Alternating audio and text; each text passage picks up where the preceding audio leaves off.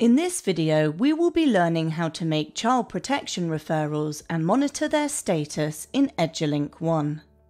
Log in to Edulink One and select the child protection icon.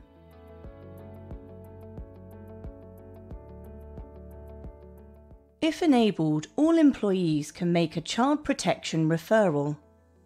They will also be able to monitor their referrals in the My Referrals tab.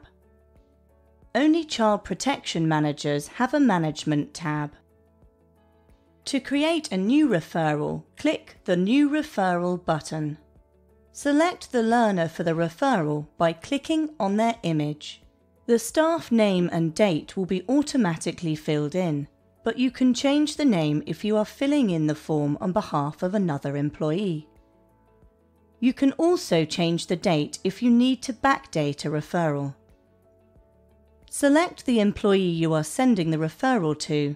This will be one of your school's safeguarding leads. Provide details of the incident and any disclosure the child has made to you.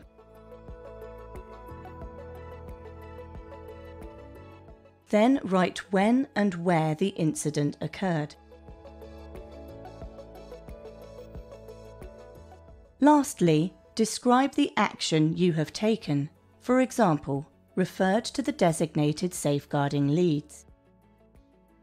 Click the Save button, and the referral will appear in the My Referrals tab. You can view the status of the referral under the Acknowledged column. Once a referral has been acknowledged by the Child Protection Manager, a green check mark will appear. If it has not yet been seen, a red X is present. To exit the child protection screen, click the back arrow on the icon to return to your main page. Thanks for watching. For more on child protection, including Part 2 for managers, visit our Knowledge Hub at support.overnetdata.com.